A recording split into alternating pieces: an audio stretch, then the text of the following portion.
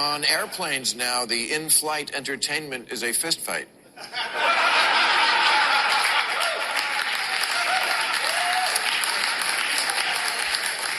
This year, the LA City Council voted that every homeless tent had to be removed from dozens of locations. Yet, every freeway overpass still looks like history's saddest Coachella.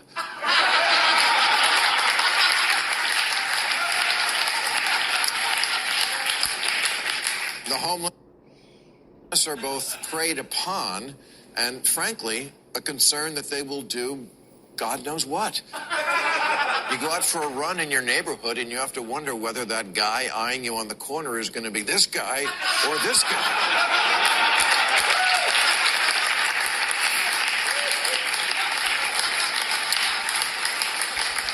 We have a new thing in LA called follow home robberies, where gang members stake out nice restaurants and then follow home the people who leave inexpensive cars and force their way into their houses.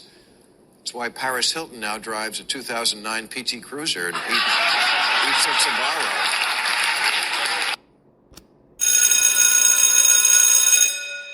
Good morning. It's Saturday, Enemies of My Country Saturday, October the 14th, and this is The True Conservative.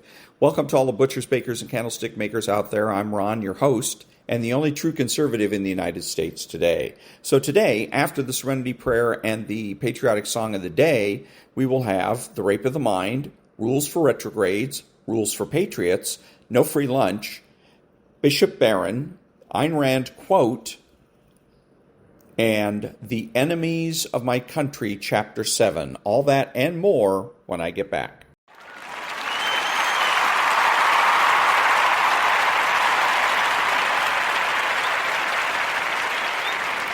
God, grant me the serenity to accept the things I cannot change, the courage to change the things I can, and the wisdom to know the difference.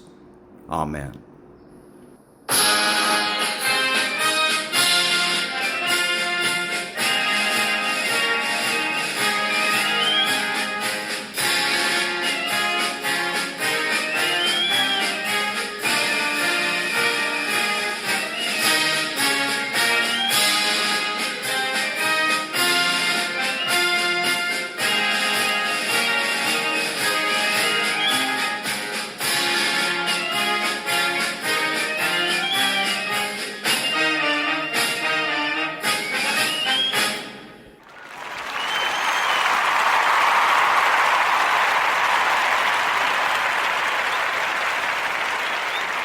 Thank you. And now, there's no free lunch, 250 Economic Truths by David-Bahnsen. Sometimes the law defends plunder and participates in it. Thus, the beneficiaries are spared the shame and danger that their acts would otherwise involve. But how is this legal plunder to be identified? Quite simply, see if the law takes from some persons what belongs to them and gives it to other persons to whom it doesn't belong. See if the law benefits one citizen at the expense of another by doing what the citizen himself cannot do without committing a crime. Then abolish that law without delay. No legal plunder. This is the principle of justice, peace, order, stability, harmony, and logic. Friedrich Bastiat. The principles of identifying and shunning plunder, crony capitalism, and corruption identified by the great Bastiat seem positively naive in today's economy. What should have been abolished in Bastiat's day by this perfectly moral standard is almost par for the course in so much of today's accepted systems. The manipulation of the tax system to punish one actor and benefit another is plunder. The use of the regulatory system to do the same is plunder. Note what is at stake here: justice, peace, order, stability.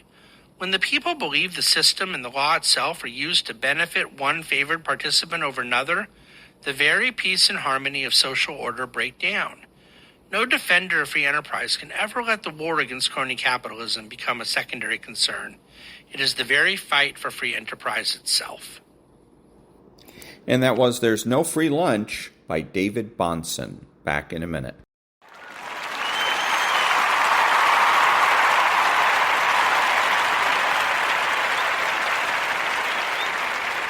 Thank you. And now, The Rape of the Mind. Our treacherous intellect. Perhaps the most tragic form of unobtrusive treason and self-betrayal is caused by the inertia of the human intellect. We are often betrayed by our own minds. We forget completely what we want to forget. We deny the existence of real problems in order to retreat into wishful thinking. As soon as we do not understand and feel the implications of a problem or an argument, we tend to submit passively to the most powerful side, just as did the over-friendly barber. The ease with which human beings can be corrupted is still one of our most serious psychological and moral problems. Inner confusion can make us submissive to almost any strong suggestion from the outside, no matter how foolish or false. Our doubts are traitors, and make us lose the good we oft might win by fearing to attempt. There are other more complicated tricks of the intellect which lead to self-betrayal. The feeling of inferiority often arouses in ignorant people a great desire to grasp extremely difficult ideas. Such people like to identify themselves with a quasi-profound system of thought. Hitler in his abstruse writings made temporary pseudo-philosophers and magicians out of the majority of German people. All dictatorial totalitarians buy the services of scholars who can make them such a set of pseudo-philosophic justifications. Unfortunately, some scholars are easy to buy. In Holland, for example, there was a not-too-intelligent philosopher who became converted to Nazism after it had shown its overpowering strength. Thereafter, he felt free to write on the most abstruse philosophical subjects and to expound the most complicated theories, all for the glorification of his powerful friends from the Third Reich and their myth of conquering the whole world. At the same time, he built a system of inscrutable words around his own deep feelings of guilt. He isolated himself from the world more and more because no words were convincing enough to justify his treason to himself. In the end, he lost all contact with reality. Then, of course, the Nazis had no use for him either. And that was Our Treacherous Intellect from The Rape of the Mind by Joost-meerlo, M.D. Back in a minute.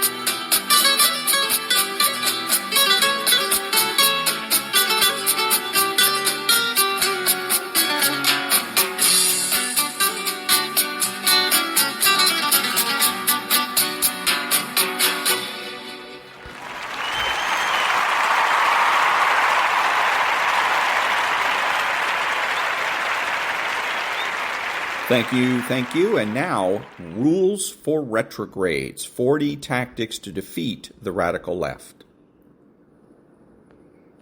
Rule 37.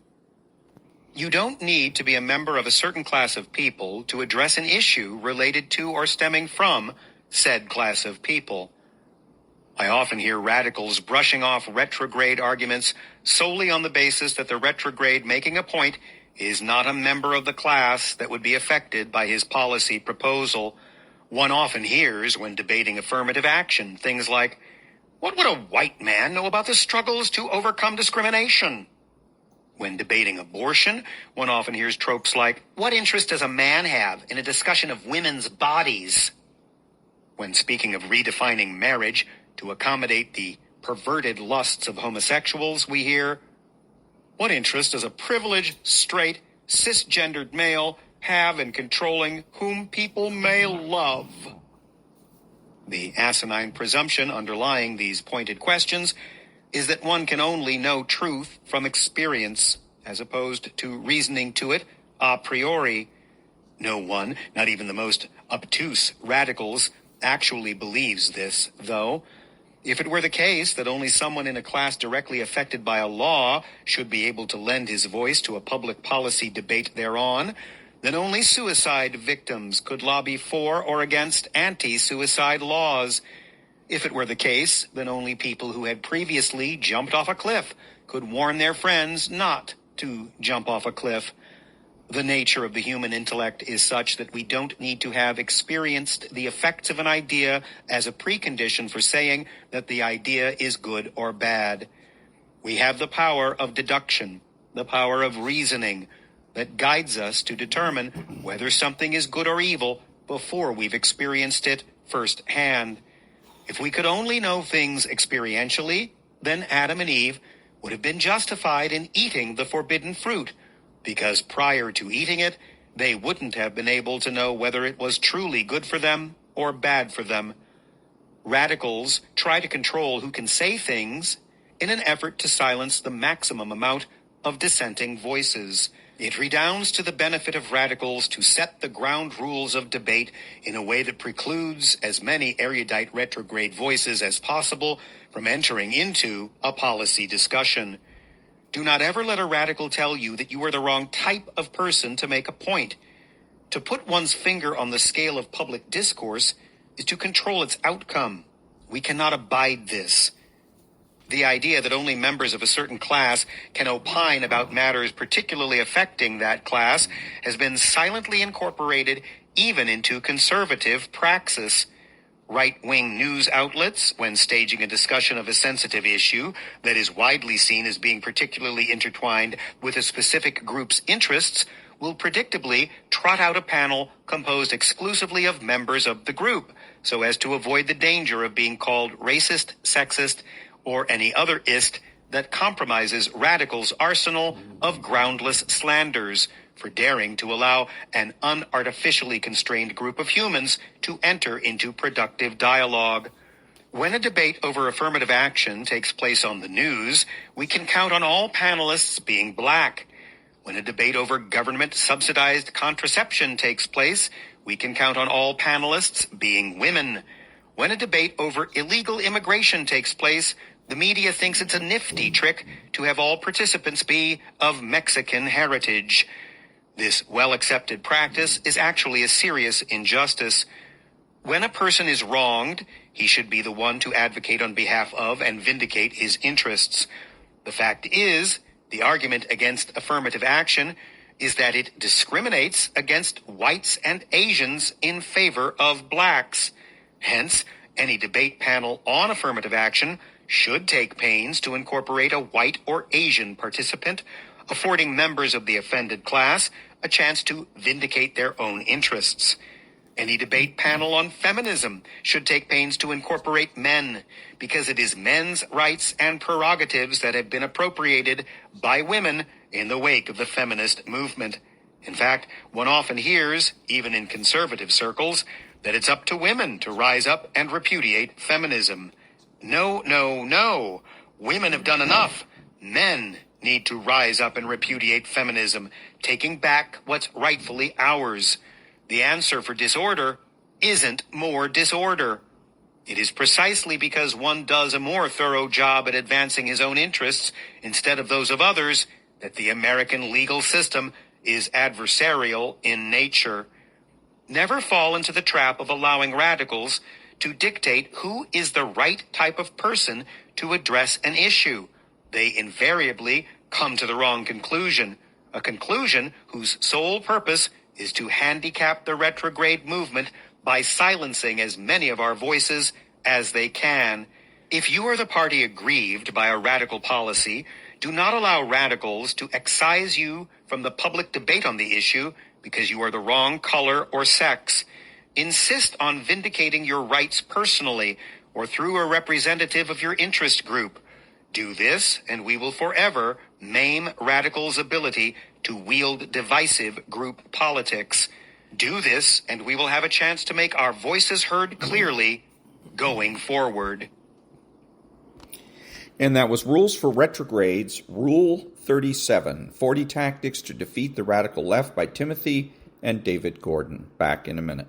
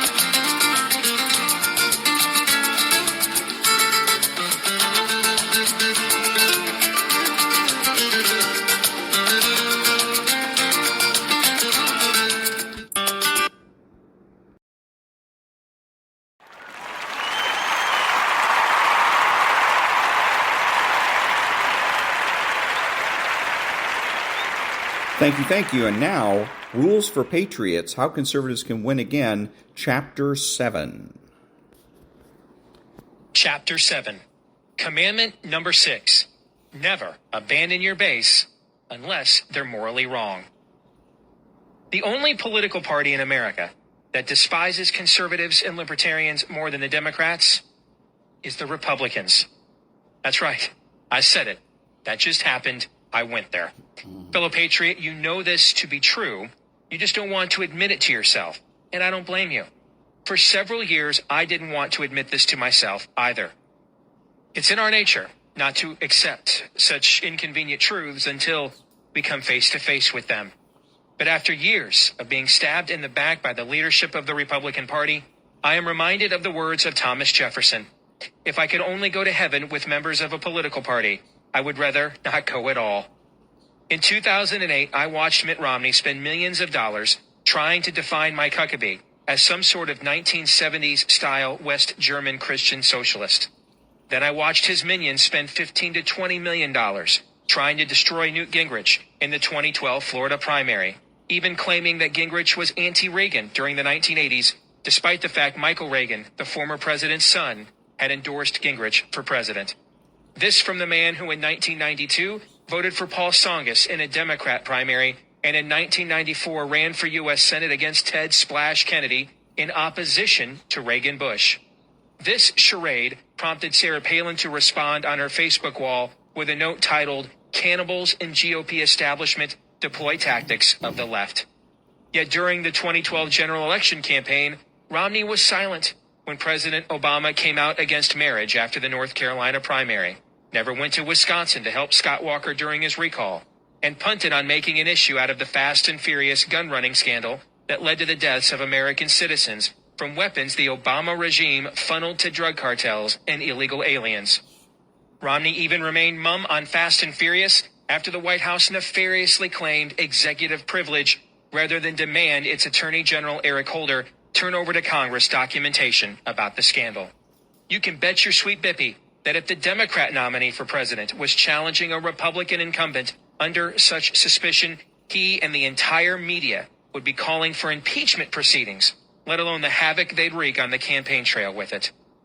But as is typical of the Republican Party establishment, Romney was more willing to go after conservatives in his own party in the primary than he was the Democrats in the general election, which we've seen time and time again. We saw John McCain in 2008 lecture us repeatedly to accept amnesty and then scold conservatives for referring to his general election campaign rival by his real name, Barack Hussein Obama. Remember in his 2000 campaign when McCain referred to Christians who opposed his then stance in favor of maintaining Roe v. Wade as, quote, agents of intolerance. McCain can hug Obama and then shank us. As my friend Daniel Horowitz at the Madison Project once said, it's tough to confront the enemy with a gun to your head while you've got a knife stuck in your back. Almost as if he was channeling the misguided maverick, one of Romney's top campaign aides, Eric Etch-a-Sketch Fenstrom, referred to Christians who believe in the Bible's teaching about homosexuality as, quote, voices of intolerance within the Republican Party. Somebody should have asked Fenstrom if those voices of intolerance within the GOP include Romney's own Mormon church, which helped bankroll the Proposition 8 effort to save marriage in California and teaches that all sexual relations outside of a lawfully married man and woman are sinful. With friends like that, who needs liberals, right? Former Florida Congressman Joe Scarborough, now a television personality on MSNBC, went on an anti-conservative rant on the network, telling conservatives to, quote, stay in your mother's basement and eat your Cheerios.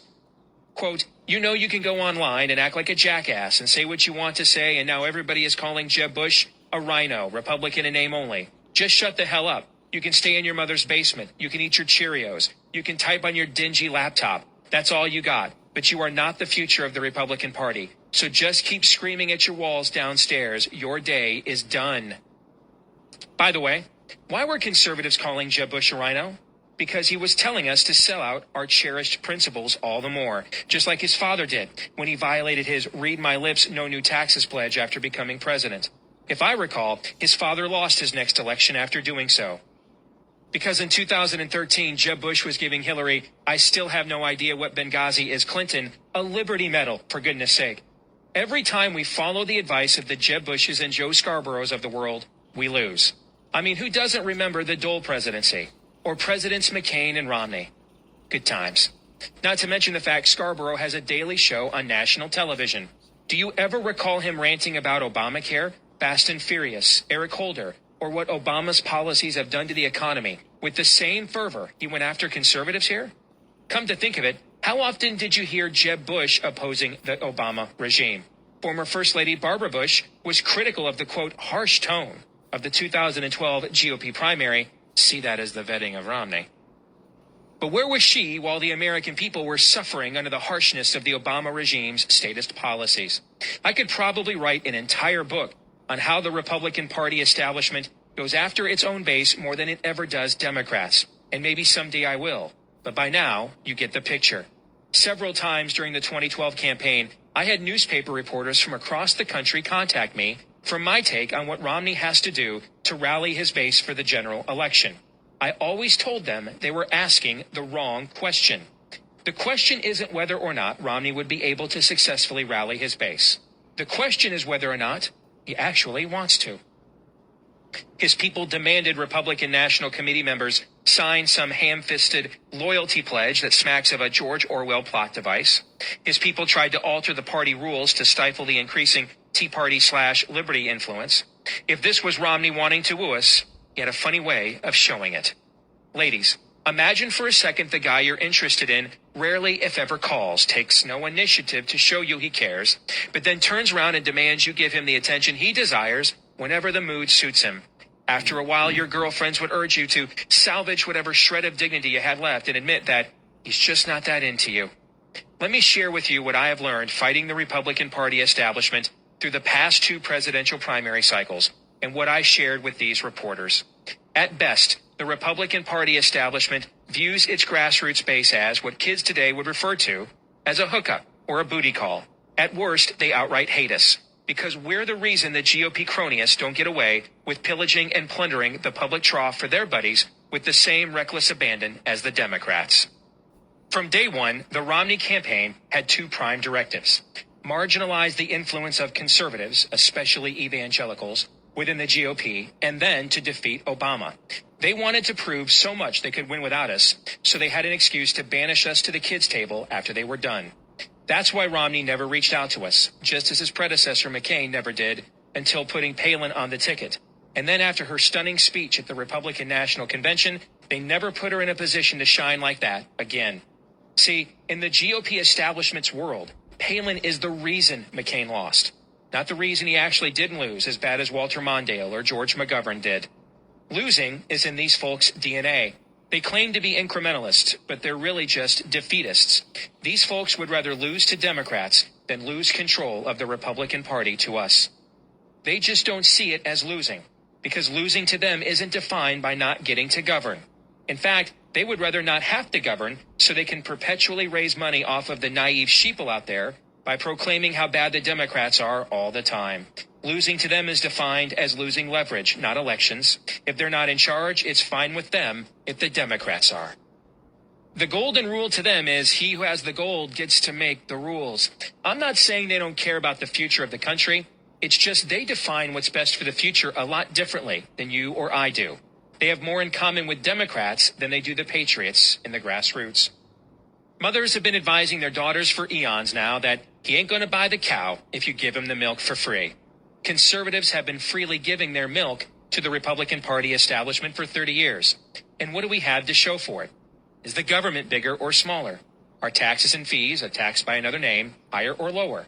Is the country more or less secularized? Are government schools more or less likely to indoctrinate your kids with anti-American or anti-Christian propaganda? Our children, even our Christian children born and bred in the church, are poised to undo all of this nation's moral foundations in the name of wrongly defined tolerance. We must come to grips with the fact the party of Reagan isn't the party of Reagan. Reagan was the Republican Party's aberration. From Ford to Reagan to both Bushes to Dole to McCain and to Romney. One of these things is not like the other. And it's Reagan. The Republican Party is the party of big government. It just believes that having the complete statist monstrosity the left wants is icky.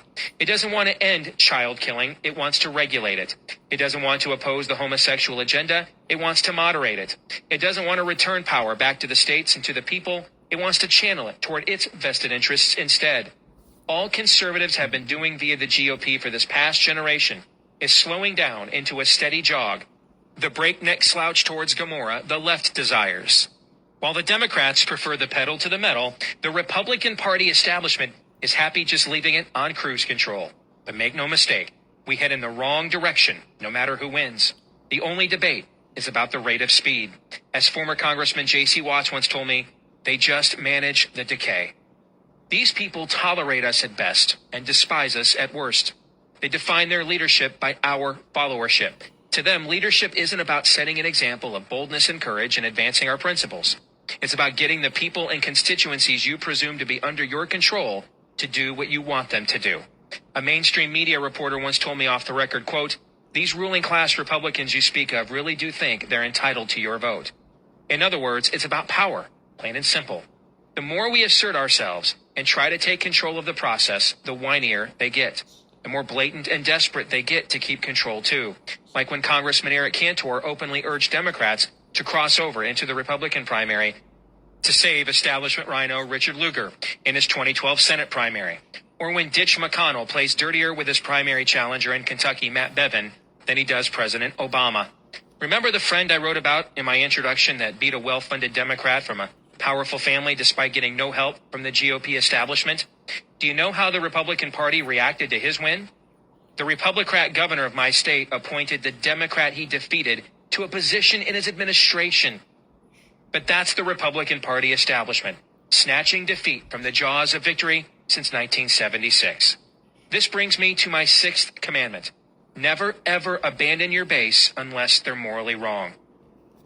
And that was Chapter 7 from Rules for Patriots, How Conservatives Can Win Again by Steve-Deace. Back in a minute.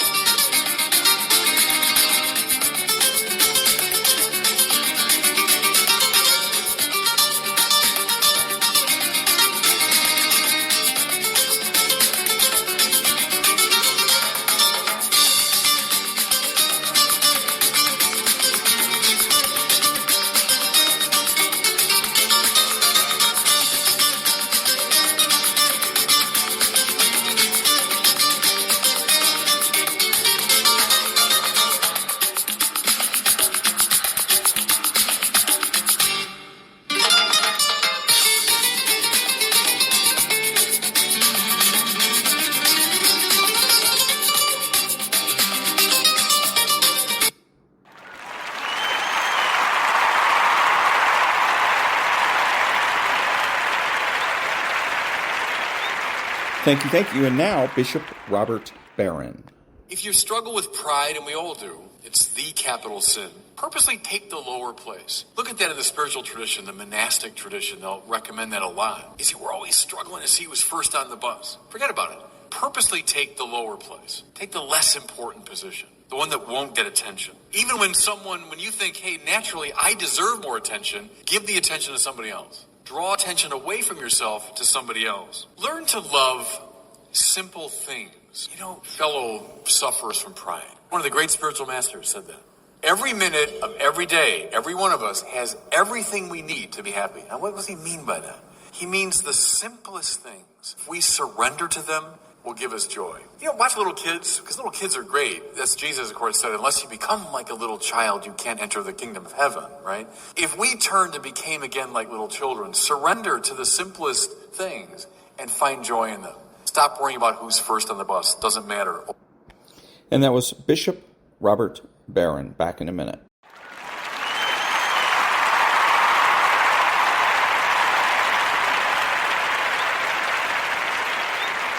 Thank you. And now, Ayn Rand quote of the day. It is an enormous achievement to discover rational selfishness, not acting on whim or pleasure of the moment, but knowing what is rationally an important goal, of what value is it to you, and how to achieve it. The idea of being rationally selfish is not available to children. It would take a long period of thought or the proper teaching for them to discover it. And that was Ayn Rand's quote of the day.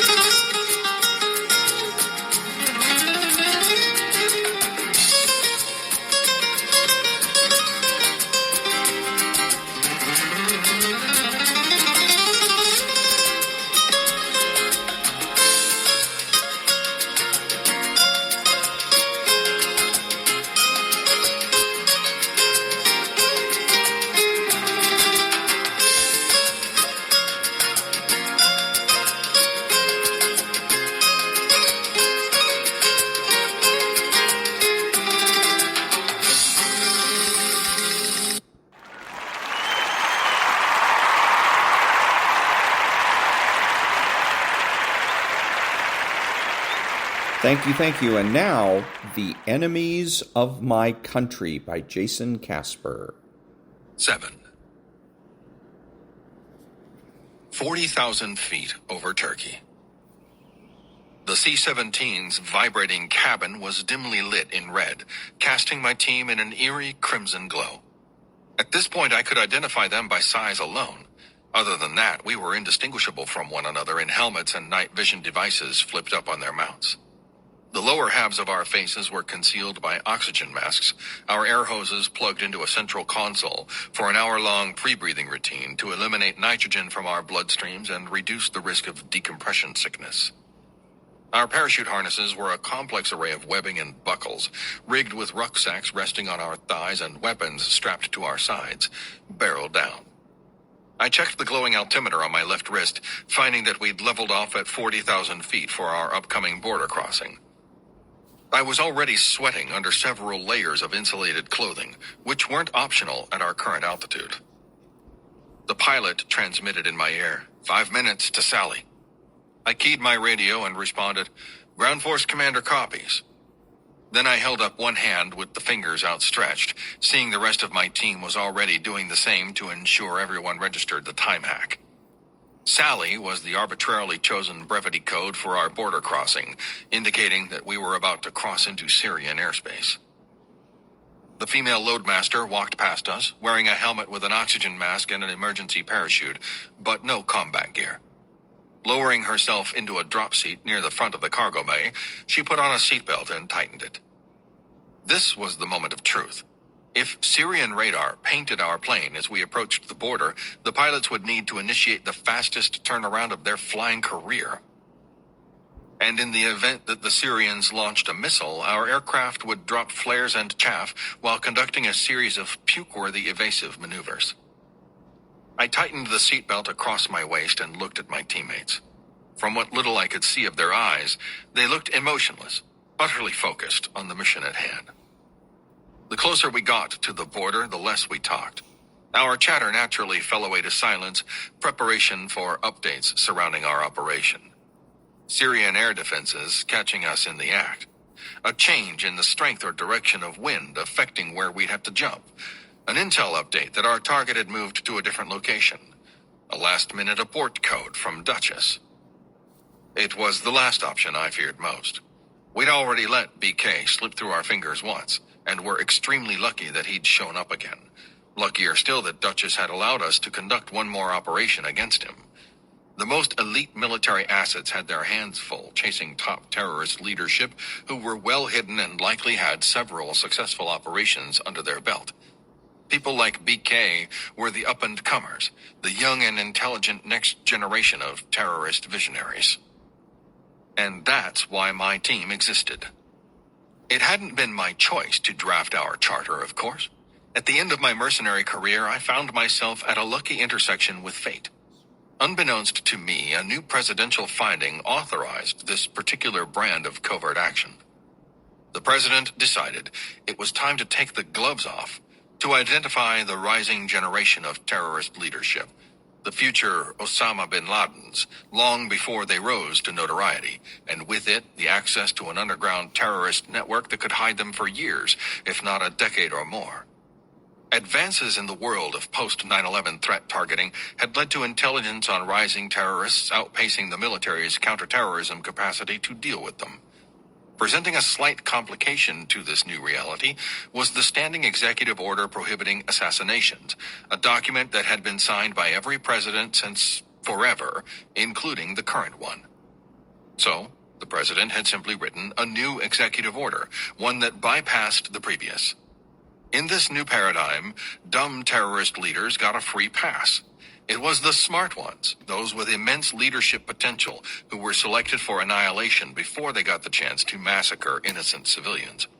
Of course, this had to remain deniable, so the CIA, and Duchess in particular, found themselves ordered to expand their capacity from hunting only the top terrorist leadership to removing the rising stars flagged to become the next bin Laden. This should have been a dream shot, but of course, there was a catch. Using a particularly sophisticated piece of malware, the Chinese government hacked the U.S. database for top-secret security clearances, gaining exhaustive data on the names, faces, and careers of both Tier 1 military operators and members of the CIA's own Special Activities Center. The risk of capture for a qualified shooter now included U.S. embarrassment and, more importantly, exposure for violating their own public stance against assassination. But Duchess had also been tracking a transnational criminal syndicate that had recently been destroyed, and found that some of its mercenary force had survived, along with a clue that led her to me. For her, it was a merger of necessity. My team represented people who'd officially left the military long ago, but continued conducting global special operations as mercenaries. If we were captured behind enemy lines, not even China could prove the United States had sent us. For me and my team, it was our one and only opportunity to continue doing what we did best. The pilot transmitted, 1 minute to Sally. I held up an index finger to my teammates and replied, GFC copies. Anticipating a sudden turnaround or evasive maneuvers, I was met with a wave of relief as we instead continued cruising in a thus far anticlimactic flight. Then the pilot spoke again. We are Sally at this time, situation ice. We'd crossed over the Syrian border, and the word ice indicated what we all knew from our continued level flight. There was no radio chatter from Syrian air defense frequencies, no radar contact or incoming missiles. A mission abort prior to our jump was now extremely unlikely. No one wanted to risk repeating this little incursion if we didn't have to. Simply conducting a parachute jump in the first place was already a last resort for infiltration due to the sheer number of complications and variables involved. But we'd already burned one agency rat line on our previous attempt to kill Bari Khan, and since he'd inexplicably remained in the same area, jumping was our only option. My heart rate spiked when the pilot spoke again. Preparing for descent. I braced myself in my seat, seeing my teammates do the same a moment before the bottom fell out. The plane dove in a roaring descent that caused my stomach to leap into my throat, accelerating until the pilots finally pulled up to level flight. Glancing at my altimeter, I saw we were at 24,000 feet, the altitude we'd maintain until bailing out of the aircraft. Undoing my seatbelt, I tightened the straps of my rucksack for mobility rather than comfort, then turned on my oxygen bailout bottle before disconnecting from the console as the rest of my team did the same. Worthy was seated beside me, and he checked my oxygen pressure gauge, then examined my parachute pin and automatic activation device before tapping my helmet to indicate I was good to go. I pushed myself to a standing position. The loadmaster followed suit, walking toward the closed ramp as I waddled after her under the bulky weight of my combat gear, looking considerably less graceful as I prepared for jumpmaster duties. Stopping short of the ramp, the loadmaster placed her hand on a wall-mounted switch and communicated with the pilots on their internal aircraft frequency. I pulled my goggles over my eyes, then flipped down my night vision device and turned it on. The cargo's dim red glow gave way to bright green. I cast a backward glance at my team, their torsos blazing with infrared chem lights that were visible under night vision. Turning to the loadmaster, I saw her give me a thumbs up. I returned the gesture and she activated the switch. With a great shuddering rumble, the C-17's metal ramp began to lower. A sliver of night sky became visible, widening into a gaping maw as an Arctic blast of roaring wind spilled inside. The desert at ground level was relatively cold at night, but with a temperature drop of 3.5 degrees Fahrenheit for every 1,000 feet of altitude, the sky outside the plane was freezing. The ramp settled into its lowered position, exposing the Syrian landscape beyond. I walked toward the edge, the howling wind growing in volume until I stood at the end of the ramp, surveying the world 4.5 miles beneath us. Glittering patches of villages were arrayed at irregular intervals, cut by swaths of vegetation delineating the rivers and crops spread across the desert sand. At this height, I could make out only the largest landmarks, but the pilots, guided by the aircraft's mission planning software, would be the ultimate authority on when we jumped. A red light flashed on at the edge of the ramp, and a moment later, the pilot transmitted a wind speed advisory, followed by, "Time on target, 6 minutes." I relayed this to my team, who began buddy-checking each other's parachutes before Worthy gave me a thumbs up, signaling the all clear.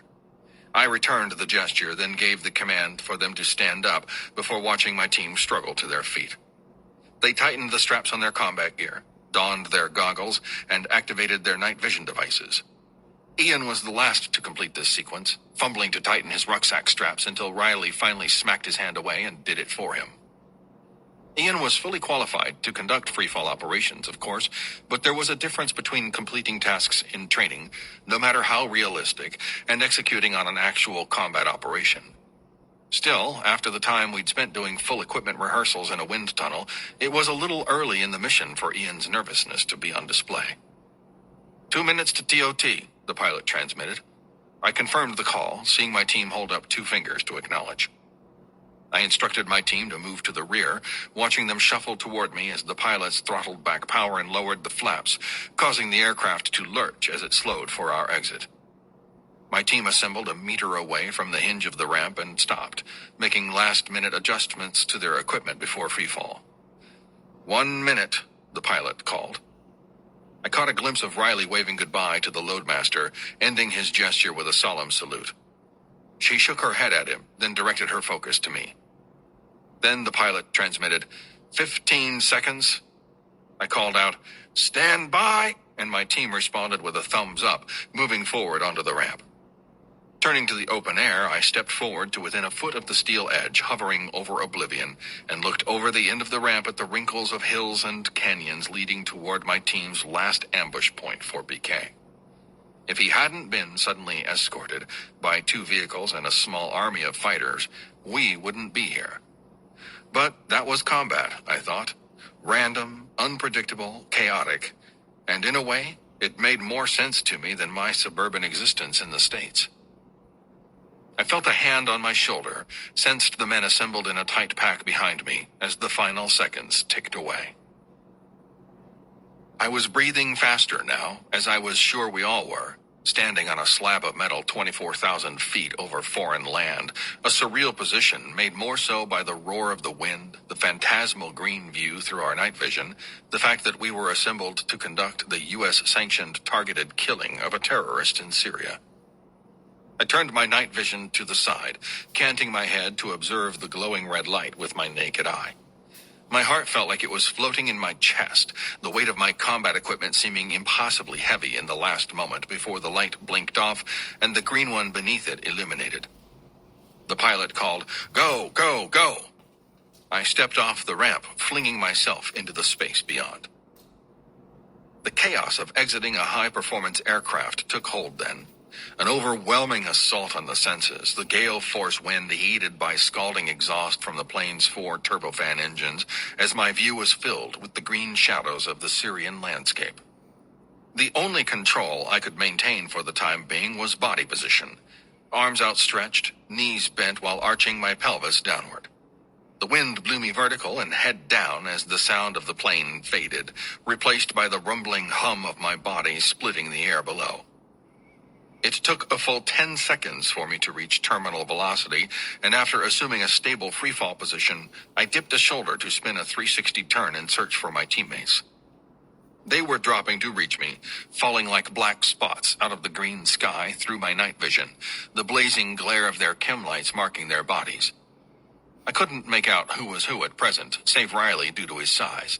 But I counted all 4, a good start, with one man higher than the rest, struggling to descend.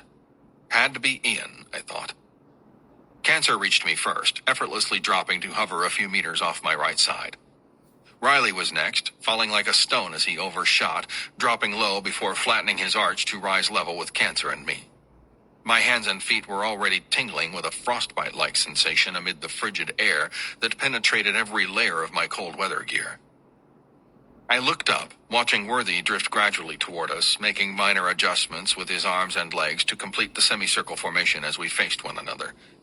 Terminal velocity didn't feel like falling. It was more like floating on a burbling pillow of air, all stability maintained through adjustments to a foundational body position. Checking the luminescent dial of my altimeter, I saw we were descending through 17,000 feet. Ian was still flying high above us, working his way down with a hard arch.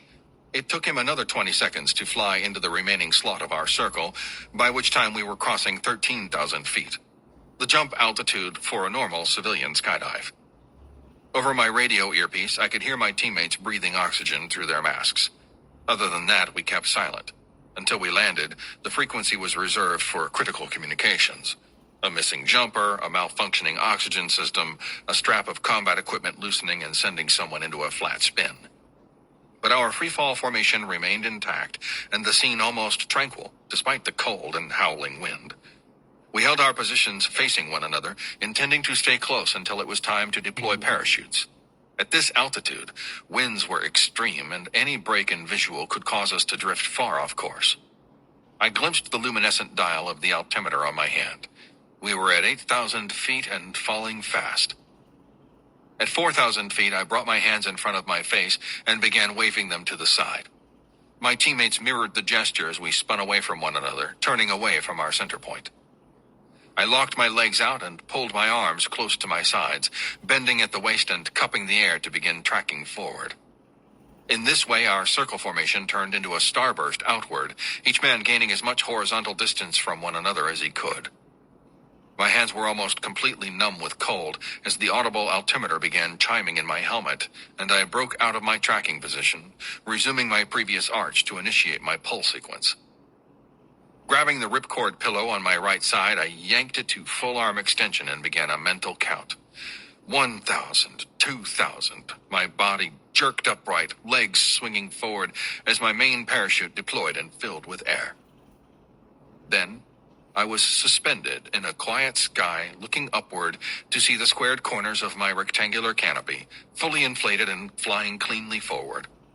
I quickly checked the airspace around me, prepared for an emergency turn to avoid collision with one of my teammates, but I was free and clear, and looked down to identify the flat patch of our landing area. Activating the infrared strobe light on my harness, I grabbed my steering toggles and carved smooth 90-degree turns to ensure my parachute was steerable. Raising my arms to resume full flight, I swung a right turn to locate my teammates as I transmitted, "Suicide, good canopy." I made out my teammates' blinking infrared strobes, counting 3 dark parachutes as they reported in sequence. "Cancer, good canopy." Ian was next. "Angel, good canopy." Then Riley.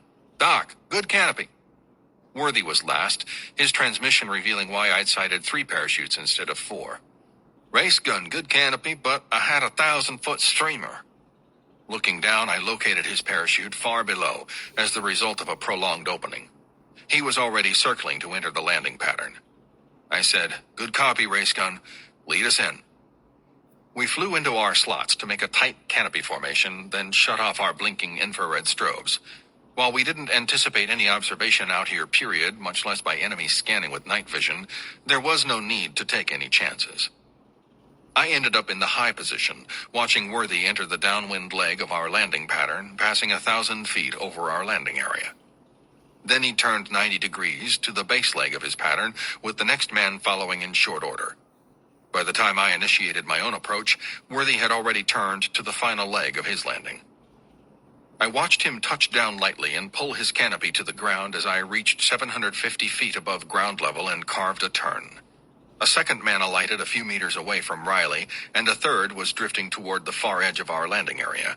Ian, no doubt. Braking to maintain separation from the canopy to my front, I followed it through our final turn. Then I was facing into the wind, watching two men gathering their now collapsed parachutes on the ground, while a third did the same from a distance of 50 meters. Reaching down to grasp a fabric quick-release handle, I yanked it from its housing and felt my rucksack fall free, tugging at my parachute harness a moment later as it dangled from an 8-foot lowering line. The man in front of me touched down near the first two team members. By then I was about 200 feet off the ground, letting my canopy accelerate to full flight in order to build airspeed. At 15 feet over the desert, I pulled both toggles down to flare, hearing the whistle of wind against my face quiet as the sand rose up to meet me and the thump of my rucksack making landfall resonating from the end of its lowering line. Then my boots hit the ground and I staggered to a standing position before grabbing a parachute riser to pull my canopy to the dirt. "Suicide good," I transmitted. "Any injuries?"